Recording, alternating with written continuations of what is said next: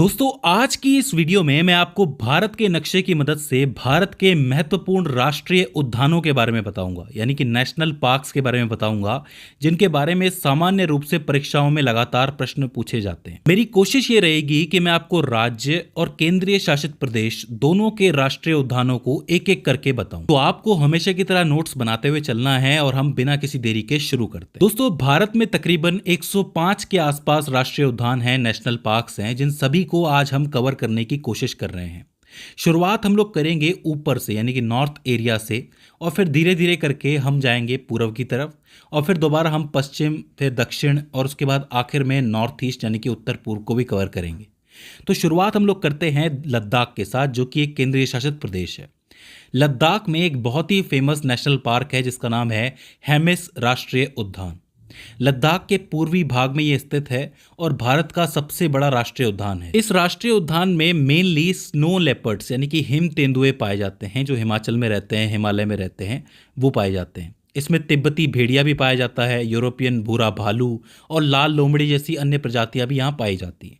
तो ये हेमिस राष्ट्रीय उद्यान लद्दाख के लिए बहुत ज़रूरी हो जाता है। लद्दाख से जब आप नीचे आते हो तो आपको जम्मू कश्मीर मिलता है, जो कि एक केंद्रीय शासित प्रदेश है। यहाँ पे मुख्यतः 4 राष्ट्रीय उद्यान है। एक है दाचीगाम राष्ट्रीय उद्यान, दूसरा है किश्तवाड़ राष्ट्रीय उद्यान, तीसरा है सलीम अली राष्ट्रीय उद्यान और चौथा है राज पर्यन वन्य जीव अभ्यारण्य। अब मुझे पता है कि इसमें वन्य जीव अभ्यारण्य आ गया है, लेकिन इसको भी कहीं ना कहीं राष्ट्रीय उद्यान में ही जोड़ा गया है। देखिए, जो दाचीगाम राष्ट्रीय उद्यान है ये श्रीनगर के पास है और इसमें कश्मीर का एक हिरण पाया जाता है जिसको हंगुल के नाम से जाना जाता है। ये लाल हिरण की एक प्रजाति होती है, इसको याद रखना है आपको। ये इस राष्ट्रीय उद्यान में पाई जाती है। इसके अलावा ये किश्तवाड़ राष्ट्रीय उद्यान है, ये जम्मू क्षेत्र में स्थित है। यहाँ पर आपको हिमालयन काले भालू मिल जाएंगे, कस्तूरी मृग मिल जाएगा और उसके अलावा स्नो लेपर्ड भी मिल जाएंगे। ये जो सलीम अली राष्ट्रीय उद्यान है ये श्रीनगर के पास स्थित है और इसका जो नाम है एक प्रसिद्ध पक्षी वैज्ञानिक सलीम अली के नाम पे जोड़ा गया है। इससे पहले इसको सिटी फॉरेस्ट राष्ट्रीय उद्यान के नाम से भी जाना जाता था। पंछी प्रेमियों के लिए बहुत अच्छी जगह है ये। इसके अलावा ये जो राज पर्यन वन्य जीव अभ्यारण्य है इसमें विभिन्न प्रकार के वन्य जीव जैसे तेंदुए, काले भालू और पंछी पाए जाते हैं। तो ये 4 राष्ट्रीय उद्यान हो जाते हैं जम्मू कश्मीर के, जो बहुत ज़रूरी हो जाते हैं। इसके बाद हम चलते हैं हिमाचल प्रदेश। हिमाचल प्रदेश में 5 इंपॉर्टेंट राष्ट्रीय उद्यान हैं। एक है ग्रेट हिमालयन राष्ट्रीय उद्यान, एक है पिन वैली राष्ट्रीय उद्यान, एक है सिंबलवाड़ा राष्ट्रीय उद्यान, एक है खीर गंगा राष्ट्रीय उद्यान और एक है इंद्रकला राष्ट्रीय उद्यान। ये सभी काफ़ी इंपॉर्टेंट है। ये जो ग्रेट हिमालयन राष्ट्रीय उद्यान है ये कुल्लू ज़िले में स्थित है और इसको यूनेस्को ने विश्व धरोहर स्थल में रखा है, मतलब इसको विश्व धरोहर स्थल कहा गया है। इसके अलावा ये जो आपका पिन वैली राष्ट्रीय उद्यान है ये लाहौल के अंदर मौजूद है। लाहौल और स्पीति जो ज़िला है आपको पता होगा, वहाँ पर है। ये जो सिंबलवाड़ा है ये सिरमौर के अंदर है। खीर गंगा जो है कुल्लू के अंदर है, जो कि 11,000 फीट की ऊंचाई पे है। और जो इंद्रकला है ये भी कुल्लू के अंदर है। तो ये हिमाचल प्रदेश के बहुत प्रमुख राष्ट्रीय उद्यान हो जाते हैं। इसके बाद हम चलते हैं उत्तराखंड की तरफ। उत्तराखंड में 6 इंपॉर्टेंट राष्ट्रीय उद्यान है। पहला है जिम कॉर्बेट राष्ट्रीय उद्यान, जो कि भारत का पहला राष्ट्रीय उद्यान है, आपको पता होगा। और यहीं से प्रोजेक्ट टाइगर की भी शुरुआत हुई थी साल 1973 के अंदर। इसको टाइगर रिजर्व बनाया गया था। बाकी इसकी जो स्थापना है वो 1936 में हुई थी। इसके अलावा है राजाजी राष्ट्रीय उद्यान, जो कि राजगोपालाचारी जी के नाम पे पड़ा है, जो कि हमारे प्रथम और अंतिम गवर्नर जनरल थे आज़ादी के बाद, आपको पता होगा। यह है उत्तराखंड के सबसे बड़े राष्ट्रीय उद्यानों में से एक है। इसके अलावा 4 और हैं। एक है वैली ऑफ द फ्लावर्स, यानी कि फूलों का घर, फूलों की घाटी भी कहा जाता है। एक है नंदा देवी राष्ट्रीय उद्यान, जो कि नंदा देवी पर्वत के पास है। एक है गंगोत्री राष्ट्रीय उद्यान, जो कि गंगोत्री ग्लेशियर को कवर करता है। और एक है गोविंद पशु विहार राष्ट्रीय उद्यान, जो कि सबसे बड़ा राष्ट्रीय उद्यान है उत्तराखंड का। तो इस तरीके से ये 6 राष्ट्रीय उद्यान हो जाते हैं जो आपके उत्तराखंड में है। इसके बाद हम चलते हैं उत्तर प्रदेश। अब उत्तर प्रदेश इतना बड़ा है लेकिन इसके अंदर सिर्फ एक ही राष्ट्रीय उद्यान है, जो कि है दुधवा राष्ट्रीय उद्यान। ये जो आपका लखीमपुर खीरी जिला है ये इसी में मौजूद है और ये तकरीबन 884 वर्ग किलोमीटर क्षेत्र में फैला हुआ है। उत्तर प्रदेश के बाद हम जाते हैं बिहार के अंदर। बिहार में भी एक ही राष्ट्रीय उद्यान है जिसका नाम है वाल्मीकि राष्ट्रीय उद्यान, जो कि ऋषि वाल्मीकि के नाम पे नाम रखा गया है इनका। यह राष्ट्रीय उद्यान पश्चिमी चंपारण में मौजूद है। लेकिन मैं आपको बता दूं कि बिहार में बहुत सारे वन्य जीव अभयारण्य भी हैं, जैसे कि भीम बांध वन्य जीव अभयारण्य, कैमूर वन्य जीव अभयारण्य, गौतम बुद्ध वन्य जीव अभयारण्य और कन्वर झील पक्षी अभयारण्य, उदयपुर वन्य जीव अभयारण्य, इसके अलावा विक्रमशिला गंगा डॉल्फिन अभयारण्य। अब आप सोचेंगे कि वन्य जीव अभयारण्य और राष्ट्रीय उद्यान में फ़र्क क्या है। तो देखो, राष्ट्रीय उद्यान में मेनली बहुत सारे जीव होते हैं, सभी तरीके के जीव होते हैं और प्राकृतिक सुंदरता होती है जिसकी सुरक्षा की जाती है। लेकिन जो वन्य जीव अभयारण्य होता है उसमें एक विशेष प्रकार की प्रजाति को संरक्षित किया जाता है, जैसे कि विक्रमशिला गंगा डॉल्फिन अभयारण्य है। अब यहाँ पे क्या होता है कि स्पेशली गंगा डॉल्फिन जो है उसको संरक्षित किया जाता है, तो ये एक वन्य जीव अभयारण्य कहलाएगा। जो राष्ट्रीय उद्यान होते हैं उनको केंद्र सरकार देखती है, जैसे फॉरेस्ट डिपार्टमेंट हो गया, और जो वन्य जीव अभयारण्य होते हैं उन्हें राज्य सरकार देखती है, मतलब राज्य सरकार के जो नुमाइंदे होते हैं वो देखते हैं। तो इस तरीके से आपके वन्य जीव अभयारण्य और राष्ट्रीय उद्यान में फ़र्क समझ में आ गया होगा आपको। तो ये आपका बिहार हो जाता है। बिहार के बाद आता है झारखंड। झारखंड में भी सिर्फ एक ही राष्ट्रीय उद्यान है जिसका नाम है बेतला राष्ट्रीय उद्यान, जो कि पलामू टाइगर रिजर्व के नाम से भी मशहूर है, क्योंकि ये पलामू ज़िले में मौजूद है और यहाँ पे भी प्रोजेक्ट टाइगर चलता है। तो बेतला राष्ट्रीय उद्यान आपको याद रखना है। इसके बाद सिक्किम की बात ले लो। सिक्किम में भी एक ही राष्ट्रीय उद्यान है जिसका नाम है कंचनजंगा राष्ट्रीय उद्यान। अब आपको बताने की ज़रूरत नहीं है कि ये कंचनजंगा की पहाड़ी के पास है, लेकिन मैं आपको बता दूं कि ये एक ऐसा राष्ट्रीय उद्यान है जो सिक्किम का आधा हिस्सा, मतलब आधा सिक्किम सिर्फ इसी राष्ट्रीय पार्क के अंदर आता है, राष्ट्रीय उद्यान के अंदर आता है। जी हाँ, इसकी स्थापना 1977 में हुई थी और यूनेस्को ने इसे विश्व धरोहर स्थल की उपाधि भी दी थी। इसमें बहुत सारे ग्लेशियर, अल्पाइन घास के मैदान और इसके अलावा बहुत से वन हैं, घाटियां हैं, सिक्किम हिमालय है, ये सब कुछ एक ही राष्ट्रीय उद्यान के अंदर आता है। तो ये काफ़ी बड़ा राष्ट्रीय उद्यान है कंचनजंगा राष्ट्रीय उद्यान, तो याद रखना। तो 4 राज्य हो जाते हैं, यूपी, बिहार, झारखंड और सिक्किम। इनमें सिर्फ एक एक ही है, तो ईजिली याद हो जाएगा। इसके बाद हम दोबारा चलते हैं इस तरफ, किधर, वेस्ट की तरफ। वेस्ट में हम हरियाणा चलते हैं। हरियाणा के अंदर 2 राष्ट्रीय उद्यान हैं। एक है सुल्तानपुर राष्ट्रीय उद्यान जो कि आपके गुरुग्राम में है। यह पहले एक पक्षी अभ्यारण्य हुआ करता था जिसको 1989 में राष्ट्रीय उद्यान बनाया गया था। पक्षी अभ्यारण्य मतलब यहाँ पे बहुत सारे पक्षी होते थे, कई प्रजाति के पक्षी पाए जाते थे। जितने भी पक्षी प्रेमी हैं वो यहीं आते थे। इसके अलावा एक है कलेसर राष्ट्रीय उद्यान जो कि यमुनानगर ज़िले के अंदर मौजूद है। यहाँ पे बहुत से तेंदुए पाए जाते हैं, जयकाल यानी कि हीन पाए जाते हैं, चिंकारा पाए जाते हैं। तो ये काफ़ी ज़रूरी राष्ट्रीय उद्यान हो जाते हैं हरियाणा के। कौन कौन से? सुल्तानपुर और कलेसर। इसके बाद चलते हैं राजस्थान। राजस्थान के अंदर अराउंड 5 राष्ट्रीय उद्यान हैं, काफ़ी ज़रूरी है। एक है रणथंभौर राष्ट्रीय उद्यान, बहुत ही फेमस है, इसके बारे में बताने की ज़रूरत नहीं है। ऐसा कहा जाता है कि जो जयपुर का राज परिवार है उसके लिए शिकारगाह हुआ करता था ये राष्ट्रीय उद्यान, मतलब यहाँ पे शिकार करते थे वो। यहाँ पे बाघ पाए जाते हैं, तेंदुए पाए जाते हैं, सुस्त भालू पाए जाते हैं, लकड़भग्गे, सिहार और भी तरीके के जानवर यहाँ पाए जाते हैं। इसके अलावा अगला जो है वो है केवलादेव राष्ट्रीय उद्यान जो कि भरतपुर के अंदर है। पहले ये भी एक पक्षी अभ्यारण्य हुआ करता था और ऐसा वैसा नहीं, पूरे एशिया में सबसे अच्छा पक्षी अभ्यारण्य हुआ करता था। इतना अच्छा था कि इसे विश्व धरोहर स्थल में शामिल कर दिया गया था। केवलादेव नाम ज़रूर याद रखना। इसके बाद आता है आपका मुकुंदरा हिल्स राष्ट्रीय उद्यान जो कि कोटा के अंदर है, जो कि सबसे नया माना जाता है राजस्थान के अंदर, जो कि 2000 के अंदर इसको बनाया गया था। इसके अलावा एक आता है सनरिस्का राष्ट्रीय उद्यान जो कि अलवर के अंदर है, और मरुस्थली राष्ट्रीय उद्यान जो कि जैसलमेर और बाड़मेर में फैला हुआ है। यहाँ पे मेनली काला हिरण पाया जाता है। तो राजस्थान के राष्ट्रीय उद्यान याद रह जाएंगे। इसके बाद चलते हैं हम गुजरात के राष्ट्रीय उद्यान में। गुजरात में तकरीबन 3 राष्ट्रीय उद्यान है, काफ़ी ज़रूरी। एक है गिर राष्ट्रीय उद्यान जो कि एशियाई शेरों का घर माना जाता है। मैं आपको बता दूं कि इस जगह पे बहुत से एशियाई शेर पाए जाते हैं जो कि पूरी दुनिया में ऑलमोस्ट लुप्त हो चुके हैं। तो काफ़ी ज़रूरी राष्ट्रीय उद्यान है गिर राष्ट्रीय उद्यान। इसके अलावा यहाँ पे आता है एक वेलादार राष्ट्रीय उद्यान जिसको काला हिरण राष्ट्रीय उद्यान के नाम से भी जाना जाता है। इसको काले हिरण का आखिरी घर या फिर अंतिम शरण भी माना जाता है। इसके बाद आता है आपका वनसदा राष्ट्रीय उद्यान जो कि पश्चिमी घाट की पर्वतमाला की तलहटी में है, काफ़ी ज़रूरी है ये भी।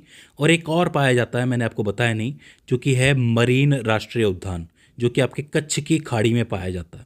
मरीन का अर्थ ये होता है कि समुद्री राष्ट्रीय उद्यान जिसको आप कहते हो, वो जहाँ पे मछलियों की प्रजातियाँ पाई जाती है। तो गुजरात में ये भी मौजूद है। तो 4 हो जाते हैं, गिर, वेलादार, वनस्दा और मरीन। इसके बाद चलते हैं मध्य प्रदेश के अंदर। मध्य प्रदेश में इस देश के सबसे ज़्यादा राष्ट्रीय उद्यान हैं, तकरीबन 11 राष्ट्रीय उद्यान हैं। जी हाँ, शुरुआत करेंगे बांधवगढ़ राष्ट्रीय उद्यान से। इसका नाम आपने ज़रूर सुना होगा, बहुत बार सुना होगा।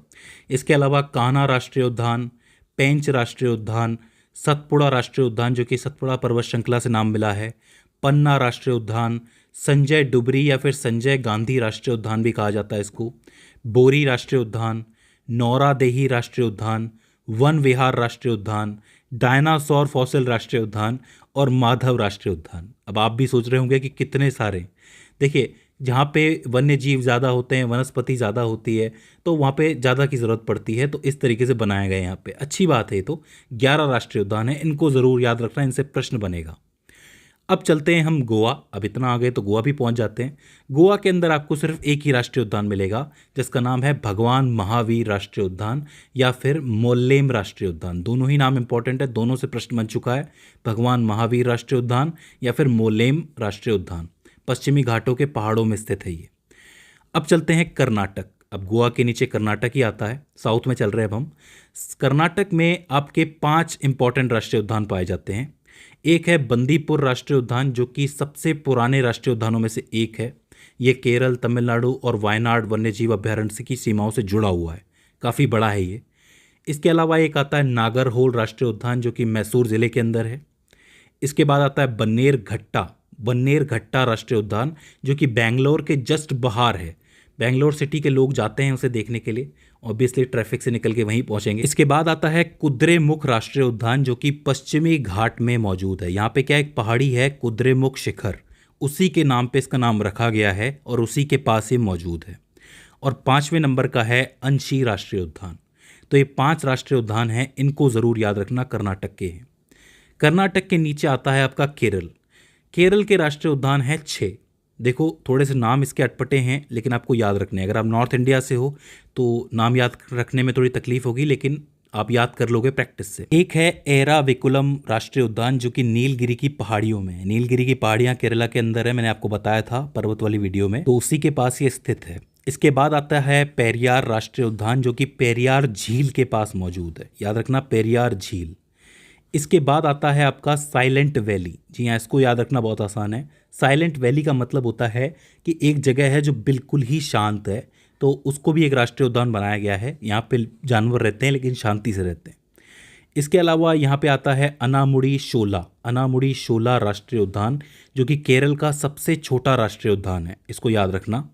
इसके नीचे आता है आपका मथिकेटन राष्ट्रीय उद्यान और पंबादुम शोला राष्ट्रीय उद्यान। ये 6 इंपॉर्टेंट राष्ट्रीय उद्यान हैं, इनके नाम आप प्रैक्टिस करोगे तो आपको जरूर आ जाएंगे। इसके बाद चलते हैं तमिलनाडु में 6 बहुत महत्वपूर्ण राष्ट्रीय उद्यान हैं। एक है गुइंडी राष्ट्रीय उद्यान जो कि चेन्नई के बीचों बीच है।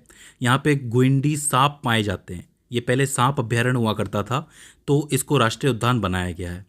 इसके अलावा इंदिरा गांधी राष्ट्रीय उद्यान जो कि पहले अन्नामलाई वन्यजीव अभ्यारण्य के नाम से मशहूर था, इसको बाद में इंदिरा गांधी राष्ट्रीय उद्यान बना दिया गया। एक है मुकुरथी राष्ट्रीय उद्यान जो कि नीलगिरी की पहाड़ियों में है। जी हाँ, नीलगिरी की पहाड़ियाँ तमिलनाडु में के अंदर भी हैं, तो वहाँ पर भी एक राष्ट्रीय उद्यान है मुकुरथी। इसके अलावा गल्फ ऑफ मन्नार समुद्री राष्ट्रीय उद्यान काफ़ी ज़रूरी है।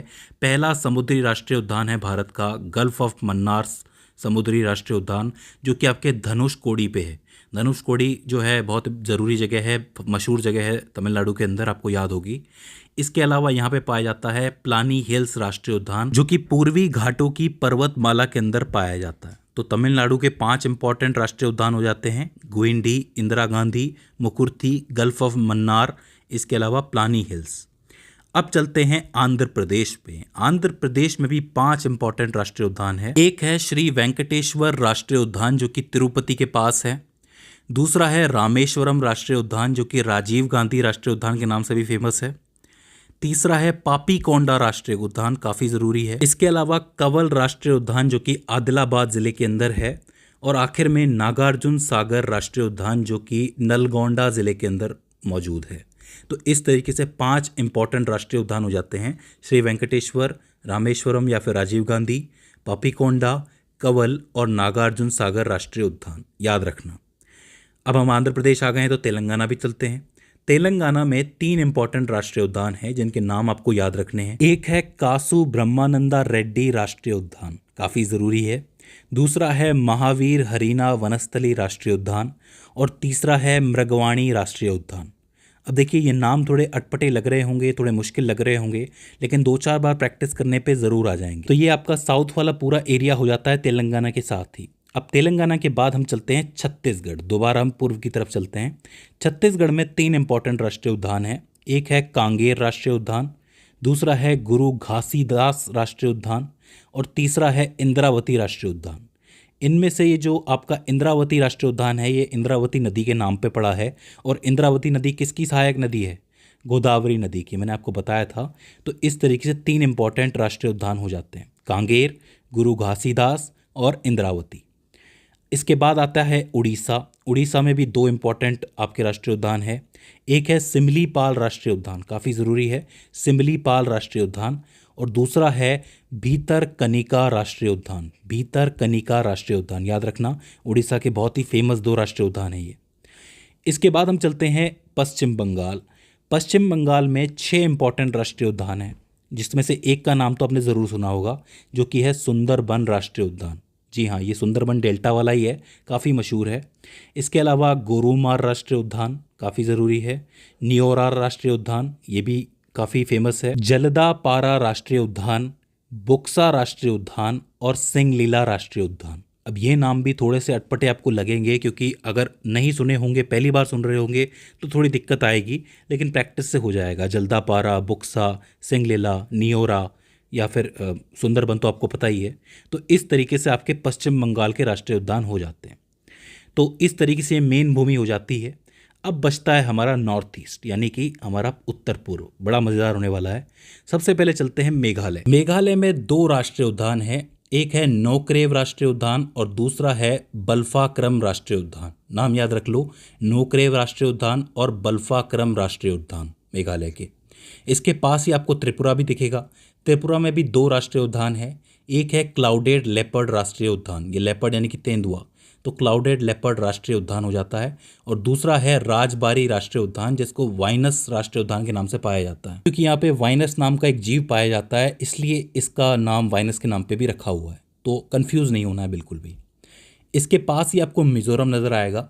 मिजोरम में भी 2 राष्ट्रीय उद्यान है। एक है फाग गपुई राष्ट्रीय उद्यान और दूसरा है मुरलेन राष्ट्रीय उद्यान। काफ़ी ज़रूरी है, नाम थोड़े अटपटे हैं अगर पहली बार सुन रहे हो तो, लेकिन वैसे याद रखने की ज़रूरत है क्योंकि सवाल पूछा गया है, तो दोनों याद रख लेना। मिजोरम के पास आता है आपका मणिपुर, और मणिपुर में एक राष्ट्रीय उद्यान है जो कि बहुत ही स्पेशल है, क्योंकि वो विश्व का एकमात्र तैरता हुआ राष्ट्रीय उद्यान है, जिसका नाम है केवुल लाओ राष्ट्रीय उद्यान। अब इसका नाम तो आपने सुना ही होगा, क्योंकि पूरे विश्व में सिर्फ ये एक ही है। लोकटक झील के ऊपर तैरता हुआ है, ये काफ़ी ज़रूरी है। मणिपुर के पास आपको दिखेगा नागालैंड। अब नागालैंड के अंदर ज़्यादातर वन्य जीव अभ्यारण्य है, यहाँ पे राष्ट्रीय उद्यान है नहीं, लेकिन यहाँ पे एक राष्ट्रीय उद्यान ज़रूर है, जो है इटांग की राष्ट्रीय उद्यान। ठीक है, ये नागालैंड का सबसे पुराना राष्ट्रीय उद्यान है, या यूँ कह लो कि पहले ये भी वन्यजीव अभ्यारण्य हुआ करता था, लेकिन इसको भी राष्ट्रीय उद्यान के रूप में देखा जा सकता है। ज़रूरी है, सवाल पूछा जाता है। तो ये हो जाता है नागालैंड। अब आपके 2 राज्य बचते हैं, एक असम, एक अरुणाचल प्रदेश। पहले असम देख लेते हैं। असम के अंदर मेनली 6 राष्ट्रीय उद्यान हैं, एक्चुअली 7 हैं, मैं बताता हूँ कौन कौन से हैं। असम में आता है एक तो काजीरंगा राष्ट्रीय उद्यान, जिसके बारे में मैं आपको असम वाली वीडियो में बता चुका हूँ। एक आता है आपका डिब्रू सेखोवा राष्ट्रीय उद्यान, काफ़ी ज़रूरी नाम है, इसको याद रख लो। एक है नामेरी राष्ट्रीय उद्यान, जो कि कामेरी नदी के पास है। और एक है औरंग राष्ट्रीय उद्यान, इसका नाम भी आपने सुना होगा। एक है मानस राष्ट्रीय उद्यान। एक है देहिंग पटकाई राष्ट्रीय उद्यान, जो कि शायद तिनसुकिया ज़िले के अंदर है। और एक है रायमोना राष्ट्रीय उद्यान। अब इसमें ध्यान देने वाली बात यह है कि जो आपका देहिंग पटकाई राष्ट्रीय उद्यान और रायमोना राष्ट्रीय उद्यान है, ये बहुत ही नए हैं। और नए से मेरा मतलब है 2021 में ही इन्हें घोषित किया गया है, तो ये काफ़ी नए हो जाते हैं, तो इनको ज़रूर याद रखना। इसके बाद आपका बचता है अरुणाचल प्रदेश। अरुणाचल प्रदेश में 2 इंपॉर्टेंट राष्ट्रीय उद्यान है। एक है आपका मौलेंग राष्ट्रीय उद्यान और एक है आपका नामदफा राष्ट्रीय उद्यान। इसमें याद रखने वाली बात यह है कि जो नामदफा राष्ट्रीय उद्यान है, ये भारत का सबसे पूर्वी राष्ट्रीय उद्यान कहा जाता है। पूछ लिया जाता है कि भारत का सबसे पूर्वी राष्ट्रीय उद्यान कौन सा है, तो आप लिखेंगे नामदफा। तो इस तरीके से ये आपकी पूरी भूमि कवर हो जाती है। खत्म हो गया। जी नहीं, अभी बाकी है। ये आपका अंडमान निकोबार द्वीप समूह। अंडमान निकोबार द्वीप समूह में भी आपके राष्ट्रीय उद्यान है। कितने? 9। जी हाँ, 9 यहाँ पे है। कौन कौन से मैं आपको याद करा देता हूँ। एक है आपका सैडल पीक, जो कि सबसे बड़े पहाड़ के नाम पे है, सैडल पीक। सैडल पीक राष्ट्रीय उद्यान। इसके बाद 3 याद रह जाएंगे, north button island, middle button island और साउथ बटन आइलैंड। ये तीनों ही राष्ट्रीय उद्यान हैं जो कि नॉर्थ, मिडिल और साउथ के नाम पे फेमस है, आपको याद हो जाएंगे। इसके बाद 2 आते हैं आपके मरीन यानी कि समुद्री राष्ट्रीय उद्यान। एक है रानी झांसी समुद्री राष्ट्रीय उद्यान और एक है महात्मा गांधी समुद्री राष्ट्रीय उद्यान। दोनों ही फ्रीडम फाइटर्स हैं। एक है रानी झांसी और एक है महात्मा गांधी, तो आप दोनों को याद रख सकते हो। इसके बाद आता है आपका मणिपुर राष्ट्रीय उद्यान। जी हाँ, ये मणिपुर के अंदर नहीं है, ये यहाँ पे है और इसका नाम एक और है माउंट हैरियट। माउंट हैरियट याद रखना, दोनों नामों से पूछा जा सकता है। इसके बाद आता है आपका कैंपबेल बे राष्ट्रीय उद्यान और आखिर में आता है आपका गैलाथिया राष्ट्रीय उद्यान, जो कि भारत का सबसे दक्षिणी राष्ट्रीय उद्यान है। तो इस तरीके से आपके अराउंड 105 राष्ट्रीय उद्यान हो जाते हैं जो मैंने कवर करवाए हैं। आई होप आपको ये वीडियो समझ में आई होगी और हेल्पफुल साबित रही होगी। अगर इसके बाद भी इसके अंदर आपको कोई क्वेरी आती है, कोई दिक्कत आती है, तो आप हमें कमेंट सेक्शन में बता सकते हैं। तो दोस्तों, आज की इस वीडियो के अंदर बस इतना ही। See you in the next one.